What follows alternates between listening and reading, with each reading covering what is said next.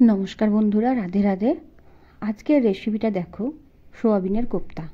প্রথমে সোয়াবিনগুলোকে সেদ্ধ করে হাত দিয়ে চটকিয়ে মেখে নিয়েছি। ওই মাখার যে ডোটা দেখতে পাচ্ছ, ওই ডোর মধ্যে আমি একটু বেসন, একটু কর্নফ্লাওয়ার, একটু লবণ দিয়ে বলের আকার করে নিয়েছি। তারপরে বলগুলোকে ছাঁকা তেলে ভেজে নিয়েছি।